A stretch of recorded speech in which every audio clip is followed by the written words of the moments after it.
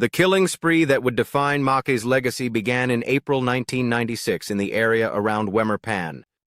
This recreational area, with its lake and surrounding parkland, attracted joggers, couples, and families looking for a peaceful escape from the urban chaos of Johannesburg.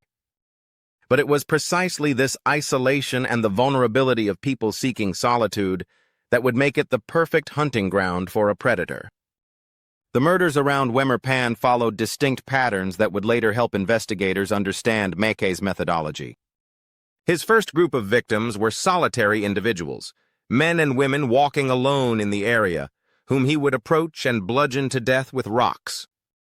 The brutality was shocking.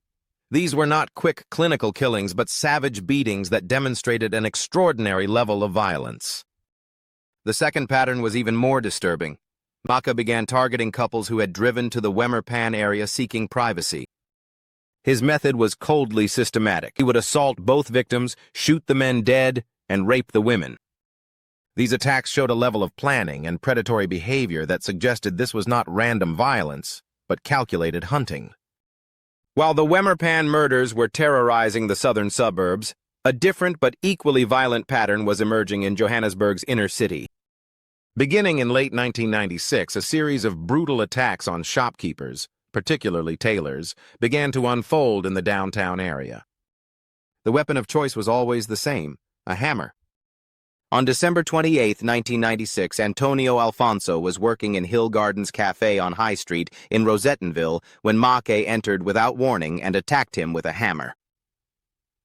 Alfonso survived the brutal assault, but Maque made off with 400 rand from the cash register, money he would later use to celebrate the new year, a chilling detail that demonstrated his complete lack of remorse.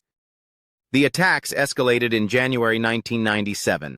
On January 6th, Maque entered a shop owned by Magan Kanji and struck him with a shifting spanner until he lost consciousness, stealing 5 pairs of trousers. 2 days later, he bludgeoned Kenny Chan with a hammer and stole money from the till. The pattern was becoming clear. Maque would enter small businesses, usually operated by single individuals, attack them with blunt instruments, and steal whatever cash or goods he could find. What had begun as brutal robberies soon escalated to murder. Kantalal Lutchman was struck with a hammer in his tailor shop, his wallet stolen as he lay dying. Abdul Bulbulia in Newtown suffered a similar fate. But it was the murder of Dansuklal Patel that marked a clear escalation in Maque's violence.